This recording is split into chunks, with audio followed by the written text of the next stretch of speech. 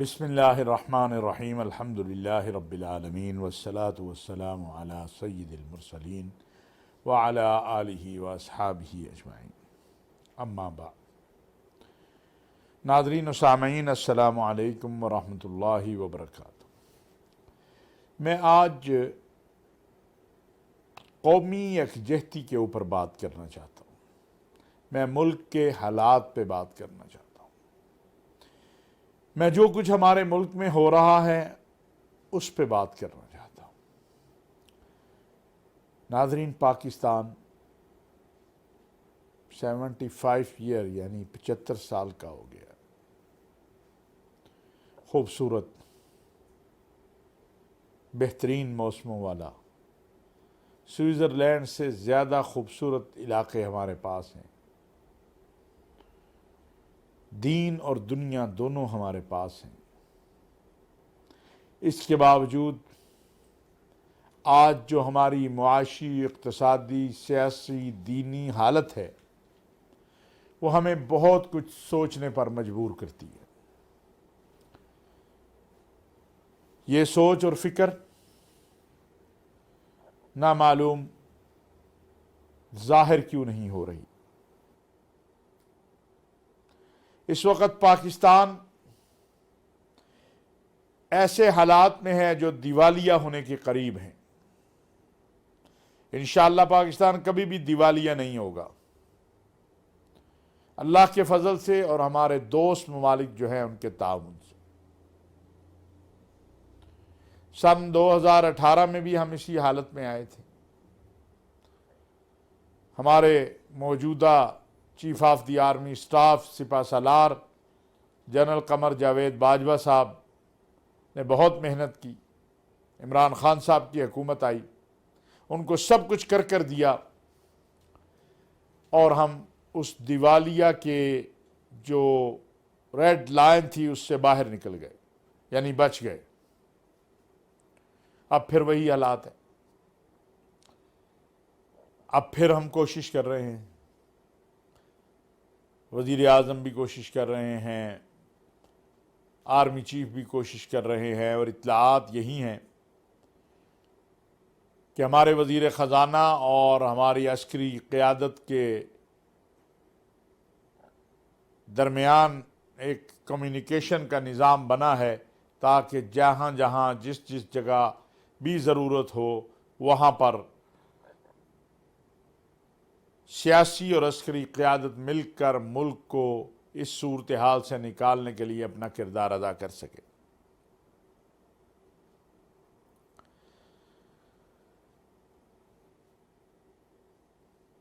ہمیں کیا کرنا ہے؟ اس سے پہلے مجھے کچھ باتیں اپنی سیاسی قیادت سے بھی کرنی ہیں، مذہبی قیادت سے بھی کرنی ہے، کہ ہماری ایگو اور ہماری انا کیا وطن سے اور اہل وطن سے زیادہ بڑی ہے؟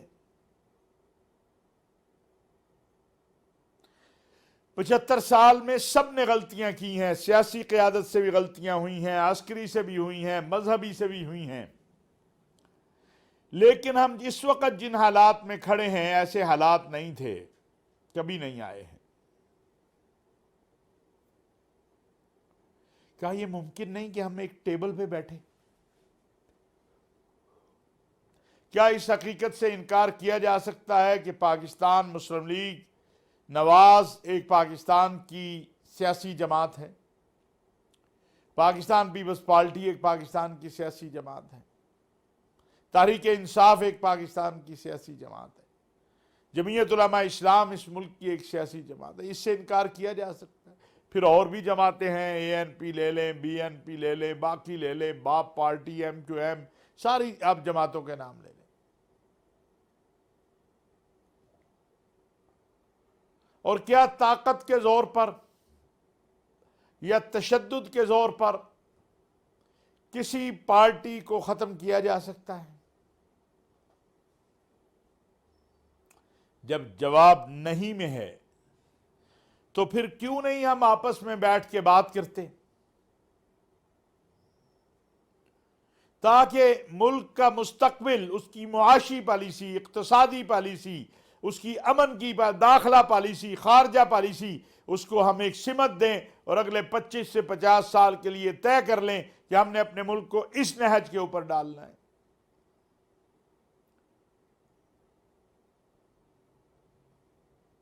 ہم ہر وقت اس سوچ میں کیوں رہتے ہیں کہ کوئی باہر والا ہمارے خلاف سازش کر رہا ہے اور بس ہمیں تو تباہ کرنا چاہتا ہے؟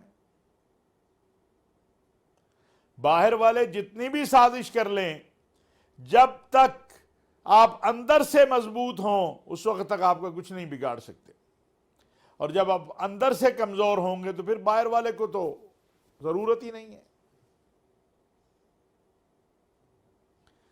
ہم دیکھ رہے ہیں پنجاب اسمبلی کی صورتحال، ہم نے مرکز کی صورتحال دیکھی، دکھی ہے، بہت دکھ ہوا، اور ہو رہا ہے قوم کو کہ یہ کیا ہو رہا ہے۔ شکر ہے وہ جو ہم سن رہے تھے 40 کروڑ 50 کروڑ کی آوازیں وہ ختم ہوئیں، کوئی انڈیویجول ہمیں سامنے نہیں آیا کہ جو ایک پارٹی سے دوسری پارٹی کو ووٹ کرنے گیا ہو۔ ایک اچھی بات ہے، بہت اچھی بات ہے۔ چودھری شجاعت صاحب اور زرداری صاحب کی آپس میں کیا بات ہوئی، میاں نواز شریف صاحب کی، زرداری صاحب کی، مولانا صاحب کی، لیکن وہ جو منڈی لگ رہی تھی وہ ہمیں شور تو بہت تھا لیکن نظر کچھ نہیں آیا۔ اس نے بھی پاکستان کو متاثر کیا۔ عالمی دنیا، اسلامی دنیا، عرب ورلڈ، چین، امریکہ، کوئی بھی ہو، جب آپ خود مضبوط ہوں گے تو سارے آپ کے ساتھ کھڑے ہوں گے، اور جب آپ خود مضبوط نہیں ہوں گے تو کوئی آپ کے ساتھ کھڑا نہیں ہوگا۔ یاد رکھیے اس بات کو۔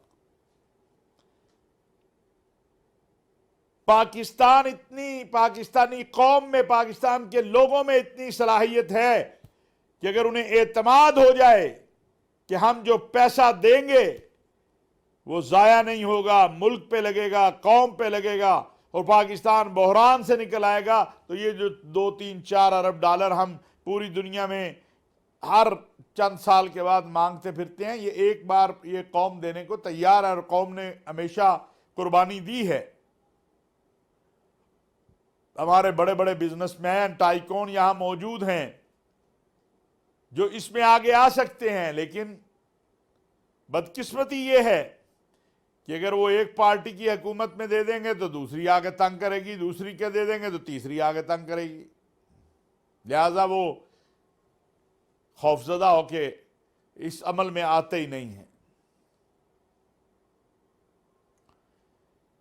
ہمارا کوئی ادارہ نہیں رہ گیا جس کے اوپر ہم کہیں کہ یہ ہمارا ادارہ بڑا مضبوط ہے، یا یہ شخصیات بڑی مضبوط ہیں جو پوری قوم کو جمع کر سکتی ہیں۔ ادارے ہم نے تباہ کر لیے اپنے۔ ایک دن ہم اسی ادارے کے لیے زندہ باد کہہ رہے ہوتے ہیں، دوسرے دن اسی ادارے کے لیے مرد آباد کہہ رہے ہوتے ہیں۔ فیصلہ میرے حق میں آ جائے تو بلے بلے ہے، میرے خلاف آ جائے تو مرد آباد ہے۔ زندہ قومیں تو ایسا نہیں کرتی۔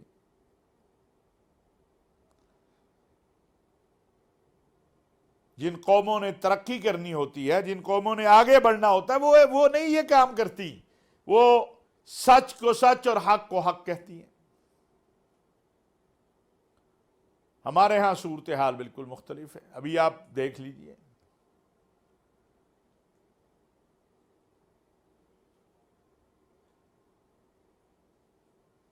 میں یہ سمجھتا ہوں کہ ان سب مسائل کا حل مذاکرات میں ہے، شدت پہ نہیں ہے۔ شدت نفرت کو جنم دیتی ہے اور نرمی محبت کو جنم دیتی ہے۔ اس ملک کے لیے، اس قوم کے لیے، اس ملک کے امن، سلامتی، استحکام کے لیے، اس ملک کی معیشت کے لیے ہمیں اپنی اپنی ناؤں کی قربانی دینی ہوگی۔ ایک اور بھی چیز میں نے دیکھی ناظرین، میرا بڑا دل دکھی ہے، سچی بات ہے۔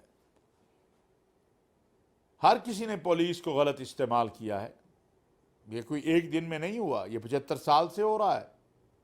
انتظامیہ کو، ڈی سی کو، اے سی کو، یہ ہماری تاریخ ہے، لیکن یہ ہم نے پہلی بار دیکھا کہ اداروں کے نام لے کر، عدلیہ کا نام لے کر، ججز کے نام لے کر، پولیس افسران اور انتظامیہ کے نام لے لے کر ان کو جس طرح ٹارگٹ کیا جا رہا ہے، مطعون کیا جا رہا ہے، وہ یہ بات واضح کر رہی ہے کہ ہمیں غور و فکر کرنا ہوگا اس بات کے اوپر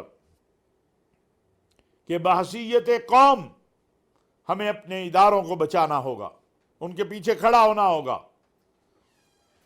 ہاں، میں یہ بھی کہتا ہوں اداروں کے ذمہ داروں کو بھی آئین اور قانون کے مطابق چلنا ہوگا، بالکل درست بات ہے، اس سے کوئی انکار نہیں ہے۔ پاکستان ایک آئین، قانون اور دستور کے مطابق چلتا ہے، اسی آئین اور قانون اور دستور کے مطابق سب کو چلنا چاہیے۔ ہماری پارلیمان کو، ہماری عدلیہ کو، ہمارے اداروں کو، ہماری عسکری سیاسی قیادت کو اس آئین کے نیچے چلنا ہے، قانون اور دستور کے نیچے چلنا ہے۔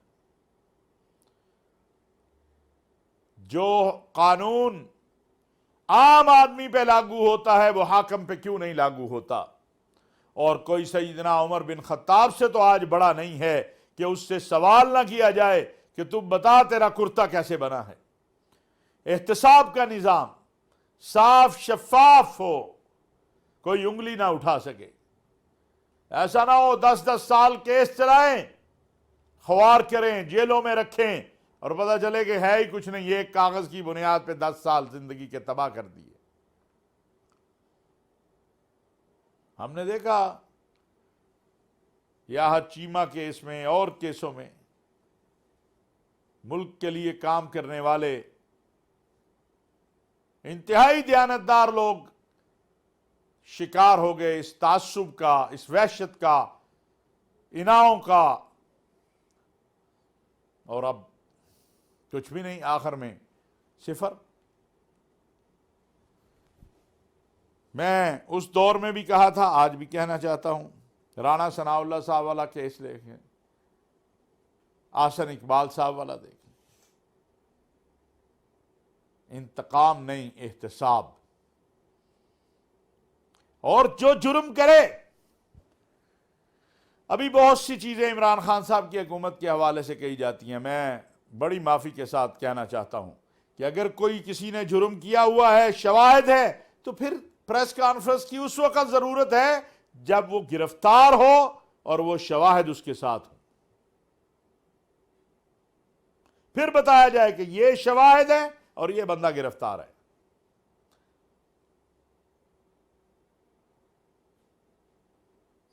ناظرین، ممکن ہے میری یہ باتیں اچھی نہ لگ رہی ہوں، لیکن ایک میجر سرجری کی ضرورت ہے، اور وہ سرجری کیا ہے؟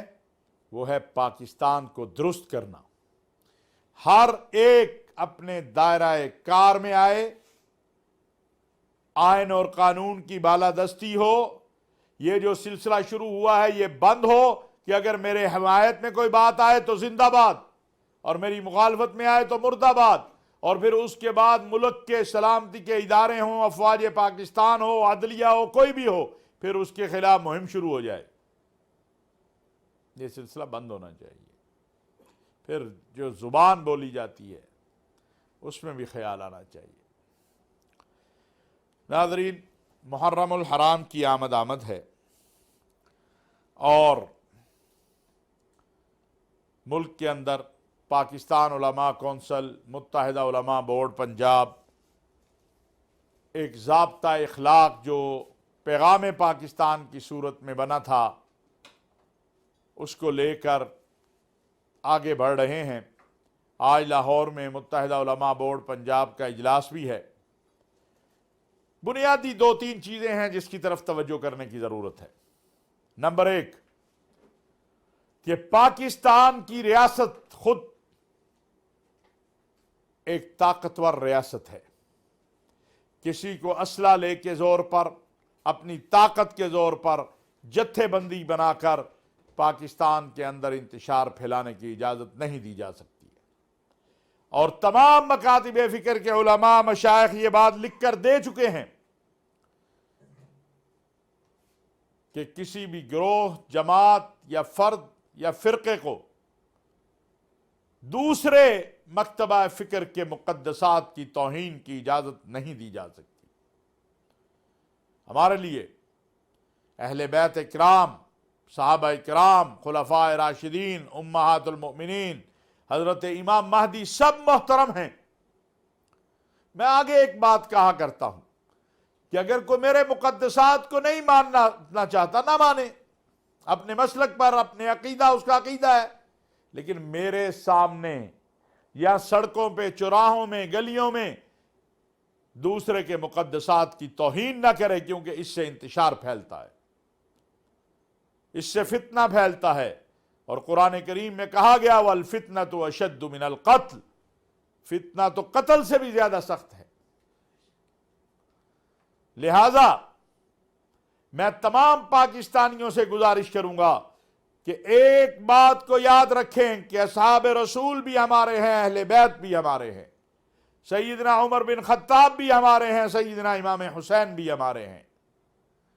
جو شخص ان کی توہین اور تنقیص کرتا ہے، میں سمجھتا ہوں کہ وہ